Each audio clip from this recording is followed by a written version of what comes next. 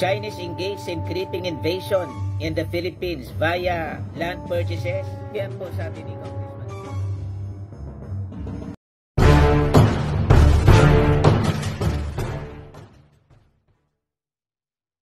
Ng inyong lingkod. Oh, 'di ba? Siya parang hindi siya kilala. Hindi alam kung saan ay panganak. Pero sabi nga, mas mahalaga sa atin yung ating national security. Yan po ang mahalaga. Kaya kailangan, tama po ang bagong Senate President, Chis Escudero, na gawing anli hanggang hindi natutuklasan. May mga natuklasan na nga yung ating PAOK ba yan? Oh, yan. Yung mga nag-grade Oo. Na, kaya nalaman na yung bilas, may mga tunnel at meron silang bilas yun. Oo, at meron silang mga kwarto na doon nakapagtatago. Oh, kaya sa mga natuklasan na yan, paano hindi ka magdududa? Diba? 37 ng buildings eh. Oo. Dami nun. Sinasabi, di ba, 10 hectares, pero mukhang hindi lang 10 hectares para makapagpatayo ka ng isang napakalawak na building na maaring sumakop ng ilang hektarya at gaano karami ang salapi na ginugol kumpara doon sa sinasabing equity na 1.2 million.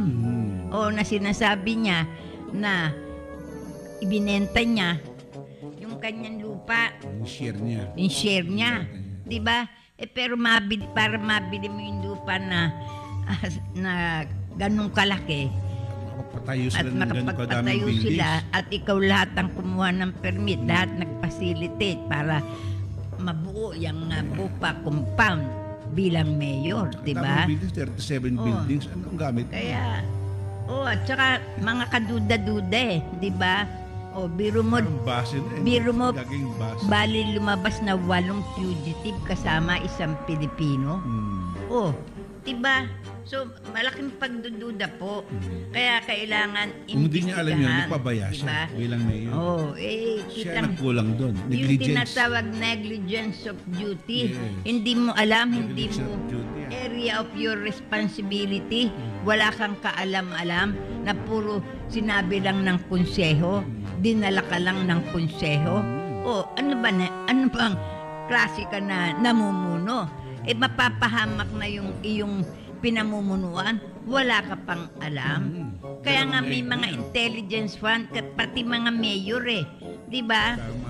Para malaman ninyo kung ano yung nangyayari sa inyong kapaligiran. Yan po yung inyong area of responsibility na kayo ang responsable. Kaya nga may tinatawag po na command responsibility.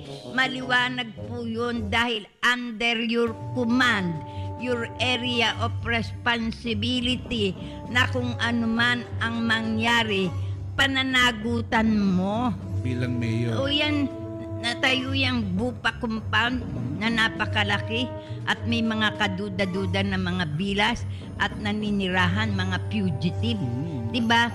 At ang nakakalungkot pa, alam pala ito ng Malaysia at ng Vietnam dahil sila yung nagpadala ng sulat na impormasyon na may nagaganap at meron silang kababayan na naririyan. Diba? Yung Vietnamese na nakatakas, siya yung nag-record Ni-record niya si Duc. Diba? Pero sa tungki ng ilong ng ilang mga nating mga namumuno sa bansa, hindi nila alam. Masasakop na tayo kung sa pamagitan ng bupa gagamitin o na may mga tunnel, may mga daanan, diba? May mga bunker na pagtataguan na doon sila dadaan para makapagsagawa sila ng mga plano kung paano tayo kukubkubin, katulad na nangyari sa Tibet na walang kahirap-hirap na kontrol nila ang gobyerno. Tayo nandyan gumagapang na nandyan na nga, meron na mga ilan dyan sa ating ilang posisyon sa gobyerno. Nakapagtataka ba? Pero sa tungkin ng inyong mga ilong na wala kayong iniisip kundi mga proyekto na pagkakakwartahan, pagkakakitaan, hindi ko po nilalahat. Pero yan po ang nakikita natin na nangyayari sa ating kapaliran, sa ating gobyerno, na pinagkatiwalaan ng tao na para magproteksyon sa ating seguridad ng bansa at seguridad nating mamamayang Pilipino, proteksyonan ng ating buhay, ang ating ari-arian. Yan ang kanilang sinumpaan tungkulin, di ba? Sumumpa pa kayo sa Biblia na yan ay inyong puproteksyonan ang kapakanan ng bansa at buhay at ari-arian ng mamamayang Pilipino, maging ito po ay militar, maging ito po ay pulis. Sila po ay sumusumpa, pero sila ngayon ang nakikita natin na pangunahing ginagamit ng mga ilang criminal syndicate, mga kaibigan, di ba? Mga naka-uniforme o yung mga nahuli. Bodyguard. Na ginagawang bodyguard.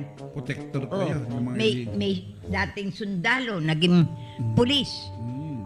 Pero nyo sundalo, gagawing at naging pulis, gagawing bodyguard sa kaunting halaga, 35,000 na may kota pa yan. Hindi nating alam, baka may cut yung sinasabing mga namumuno, yung mga nag-a-assign na yan, na mga nagiging bodyguard ng mga pogo officials. Okay sana kung mga ambassador ng ibang bansa, di ba? Pero mga opisyal lang ng pogo na hindi nating alam kung sila yung nagmamaan ni obra, nag-ooperate ng mga illegal activities dito sa bansa. Dapat sila may baka banta sa sila buhay. yung naghahanda-handa at nag-iisip kung paano sasakupin sa isang mapayapang paraan ang ating bansa sa pamamagitan ng drugs na katulad ng ginawa sa Tibet, na idinup sa opium, nilublob sa opium ang mga mamamayan at nang sila ay mga lupaypay at lango dahil sa droga. Kinubkubnan nila. Walang kahirap-hirap, humpun na lamang sila. Baka yan ang mangyari sa atin na natutulog sa pansitan. Hindi tayo naging na tayo ay Republic of China na o Province of China na.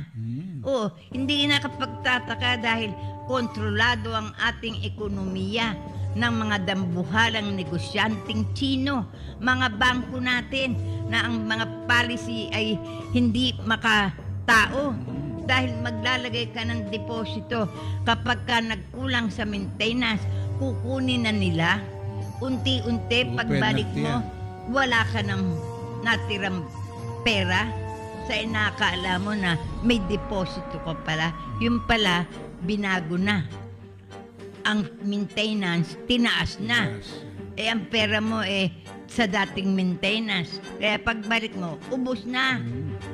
Dapat baguhin din yan, kaya nagtatago ang tao, ang mamamayan ng pera sa bangko for safety reason. Di ba? Savings nila yan na para sa pagdating ng oras ng pangangailangan. Meron silang madudukot dahil kung nasa bahay, sigurado magagastos ng magagastos. Kaya yan po, marami na mga batas na hindi naman protektado ang mamamayang Pilipino, pero ang pinoproteksyonan ay mga interes ng mga negosyante, interes ng mga oligarko at ng mga politiko na namimili ng batas. Kung yung batas ay masasagasaan sila, hindi nila ipinatutupad. Marami po tayong batas na nabubulok, inaalikabukan, pero hindi napapatupad. Kaya tama lang na dapat i-abolish na yung walang kasaysayan na mababa at mataas na kapulungan na puro pagdinig ng pagdinig na halos wala naman tayong nalalaman na resulta. Di ba? Nakulong. Ang nakukulong, mga pipitsugin na mga empleyado o mga hepe ng mga maliliit na dibisyon. Official lang yan. O, dibisyon, hindi po ng ahensya, kundi mga dibisyon ng ahensya ng gobyerno.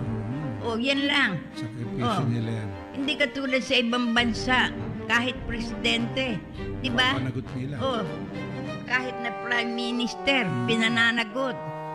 Dahil ang batas ay batas, yun ang sinasabi. Oh. No one's above the law. Hindi. Yung mga mayayaman.